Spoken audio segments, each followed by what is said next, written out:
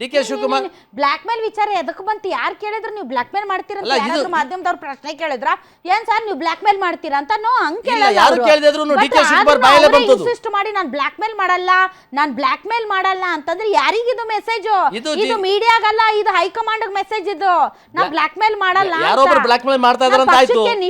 ಸಿದ್ದರಾಮಯ್ಯನವರು black mail ಮಾಡ್ಬೋದು.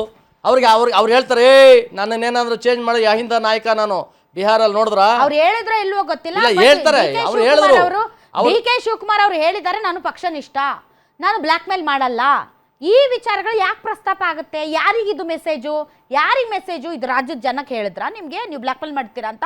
ಯಾರಿಗಿದು message is for Siddaramaiah ಅವರ ಹೈಕಮಾಂಡ್ ಅಲ್ವಾ ಸರ್? ಸಿದ್ದರಾಮಯ್ಯನವರು ಆಲ್ರೆಡಿ ನಾನು ಹಿಂದುಳಿದ ನಾಯಕ, ನನ್ನನ್ನೇನಾದ್ರು ದೂರ ಇಟ್ರೆ ಬಿಹಾರಲ್ಲಿ ಹಿಂಗೆ ನಿತೀಶ್ ಕುಮಾರ್ ಅವ್ರಿಗೆ ಅಹಿಂದ ಮತಗಳು ಬಿದ್ವು, ನನ್ನಿಂದ ಮತಗಳು ಎಲೆಕ್ಷನ್ ಕಂಟೆಸ್ಟ್ ಮಾಡಲ್ಲ ಅಂತ ಹೇಳೋ ವ್ಯಕ್ತಿ ಅವ್ರ ಮಗ ನನ್ನ ಅಪ್ಪನಿಗೆ ರಾಜಕೀಯ ಕೊನೆಗಾಲ ಬಂದಿದೆ ಅಂತ ಹೇಳಿದಂತಹ ಪುತ್ರ ಇಂತಹ ಸಂದರ್ಭದಲ್ಲಿ ಮತ್ತೆ ಎಲೆಕ್ಷನ್ಗೆ ಇವರೇ ಮುಂದಾಳತ್ವ ವಹಿಸ್ತಾರ? ಹೇಳಿದ್ರಲ್ಲ ಮೊನ್ನೆ, ಇನ್ನೊಂದು ಸ್ಟೇಟ್ಮೆಂಟ್ ಕೊಟ್ರಲ್ಲ, ನನ್ನ ಜನ ಹೇಳಿದ್ರೆ ನಾನು ನಿಂತ್ಕೋತೀನಿ, ಇನ್ನೊಂದು ಟರ್ಮ್ ನಿಂತ್ಕೋತೀನಿ, ನಾನು ಮತ್ತೆ ಮುಖ್ಯಮಂತ್ರಿ ಆಗ್ಬೋದು ಅನ್ನೋ ಭಾವನೆ ಇಟ್ಕೊಂಡೇ ಹೇಳಿದ್ರು. 28ವರೆಗೂ ಮಾತ್ರ ಮುಖ್ಯಮಂತ್ರಿ ಅಂತ ಹೇಳಿಲ್ಲ. ಇವತ್ತು ಡಿ.ಕೆ. ಶಿವಕುಮಾರ್ಗೆ ಎಷ್ಟು ಉರಿಸ್ಬೇಕೋ ಅಷ್ಟು ಉರಿಸ್ತಾ ಇದ್ದಾರೆ ಅವ್ರ ಪಕ್ಷದವರೇ.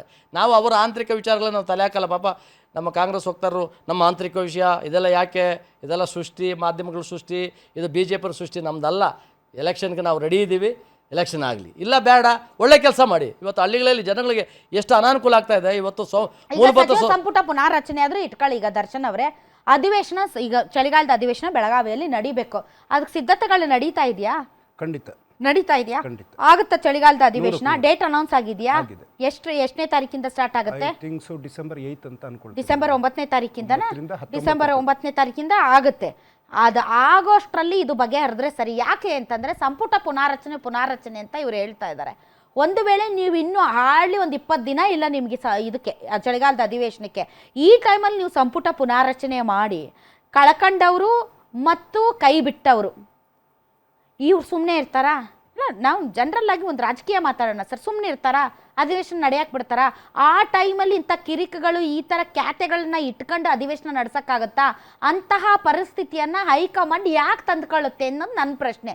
ಈ ಟೈಮಿಂಗ್ ಆಫ್ ಈ ಒಂದು ಪುನಾರಚನೆ, ಇವರು ಮುಖ್ಯಮಂತ್ರಿಗಳು ಪುನಾರಚನೆ ಅಂತ ಮಾತಾಡ್ತಿದ್ದಾರಲ್ಲ, ಫರ್ಗೆಟ್ ಇದು ಯಾವುದೋ ಅಧಿಕಾರ ಹಂಚಿಕೆ ಅಥವಾ ಮುಖ್ಯಮಂತ್ರಿ ಬದಲಾವಣೆ.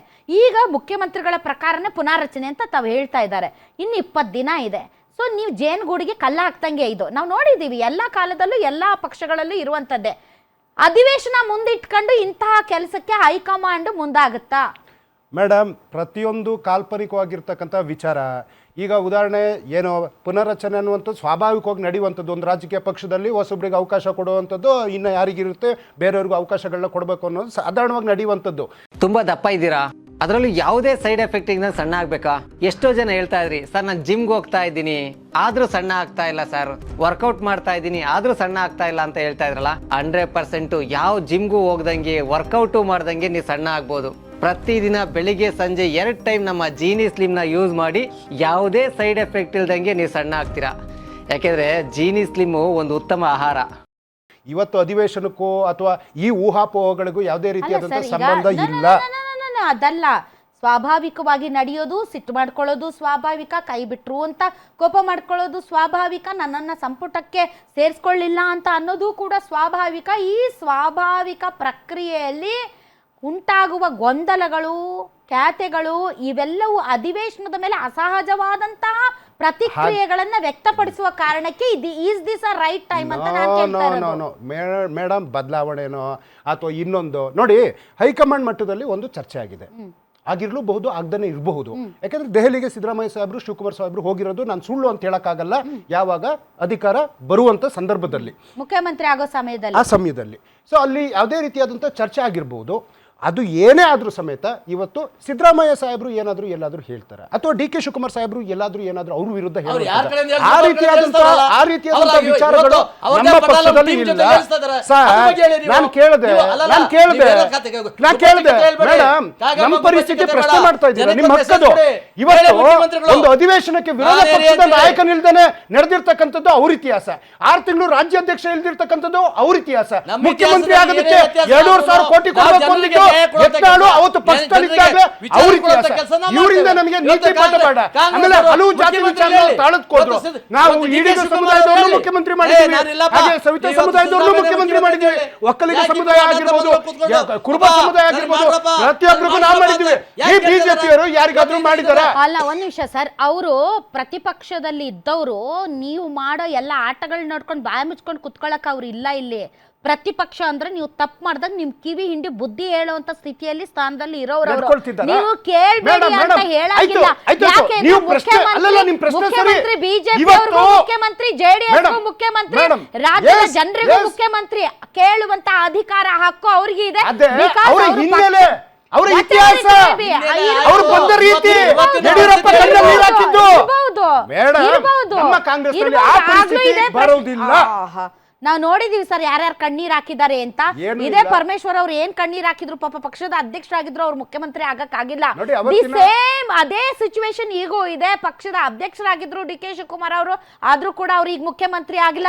ಮುಂದೆ ಈಗ ನೋಡಿ, ಈಗ ಯತೀಂದ್ರ ಅವ್ರು ಹೇಳ್ತಾರೆ ನಮ್ಮ ಅಪ್ಪನ ಉತ್ತರಾಧಿಕಾರಿ ಯಾಕೆ ಅಂತಂದ್ರೆ ಈಗ ಒಂದು ಹಿಂದುಳಿದ ಅಹಿಂದ ಫ್ಯಾಕ್ಟರ್ಗೆ ಒಂದು ಉತ್ತಮ ಅವ್ರನ್ನ ಮುಂದಕ್ಕೆ ತೆಗೆದುಕೊಂಡು ಹೋಗಂತ ನನ್ನಂಥ ಸಾಮಾನ್ಯ ಕಾರ್ಯಕರ್ತರಿಗೆ ನಮ್ಮ ಅಪ್ಪನ ಕಾರ್ಯವನ್ನು ನಿಭಾಯಿಸುವಂಥ ಶಕ್ತಿ ಸಾಮರ್ಥ್ಯ ಇರೋದು ಸತೀಶ್ ಜಾರಕಿಹೊಳಿ ಅವರಿಗೆ ಮಾತ್ರ ಅಂತ.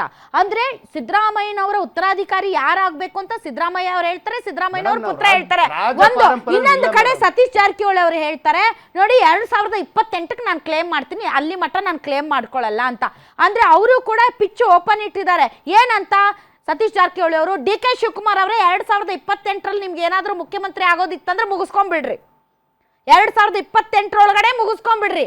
2028 ನಂತರ ಆಗಲ್ಲ, ಯಾಕಂದ್ರೆ ಐ ಆಮ್ ಆಲ್ಸೋ ಆ ಕಾಂಪಿಟೇಟರ್, ಆಮೇಲೆ ನನ್ನನ್ನೇ ಎದುರಿಸಬೇಕಾಗುತ್ತೆ ಅಂತ. ನೀವೇನಾದ್ರೂ 2028 ಫಾರ್ಮುಲಾನ ಮುಂದಿಟ್ಟು ಡಿ ಕೆ ಶಿವಕುಮಾರ್ ಅವರೇ ಇಲ್ಲಿಗೆ ಮುಗಿಸ್ಬಿಡಿ, ಯಾಕೋ ಇವರು ಪಟ್ಟಿಡ್ದು ಕೂತಿದ್ದಾರೆ, 2028ಕ್ಕೆ ಬೇಕಾದ್ರೆ ನೀವು ಮುಖ್ಯಮಂತ್ರಿ ಆಗ್ರಿ, ನಿಮ್ಮ ನೇತೃತ್ವದಲ್ಲಿ ಚುನಾವಣೆ ನಡೆಸ್ರಿ ಅಂತ ಹೇಳಕ್ಕಾಗಲ್ಲ. ಯಾಕೆಂದ್ರೆ ಆಲ್ರೆಡಿ ಸತೀಶ್ ಜಾರಕಿಹೊಳಿ ಅವರು ಟವಲ್ ಹಾಸ್ಬಿಟ್ಟಿದ್ದಾರೆ, ಇಲ್ಲ 2028ಕ್ಕೆ ನಾನು ಕ್ಲೇಮ್ ಮಾಡ್ತೀನಿ ಅಂತ. ಈಗ ಡಿ ಕೆ ಶಿವಕುಮಾರ್ಗೆ ಇರುವಂತ ಏಕೈಕ ಚಾನ್ಸು ಮತ್ತು ಅವಕಾಶ ಏನಂದ್ರೆ 2028 ಮುಖ್ಯಮಂತ್ರಿ ಆಗೋದಿತ್ತಂದ್ರೆ ಆಗಬೇಕು, ಇಲ್ಲ ಅಂದ್ರೆ 2028ಕ್ಕೆ ಇನ್ನೂ ಬಹಳಷ್ಟು ಜನ ಆಕಾಂಕ್ಷಿಗಳು ಬರೋದ್ರಿಂದ ಆವಾಗ ಇನ್ನು ಈಗ ಸಿದ್ದರಾಮಯ್ಯನವ್ರ ಜೊತೆ ಜಟಾಪಟಿ ಮಾಡಬೇಕು, ಆಗ ಇದ್ದವರೆಲ್ಲರೂ ಮುಖ್ಯಮಂತ್ರಿ ಆಕಾಂಕ್ಷಿಗಳಾಗ್ತಾರೆ. ಏನಿದು ಪಾಪ ಅವ್ರ ಪರಿಸ್ಥಿತಿ.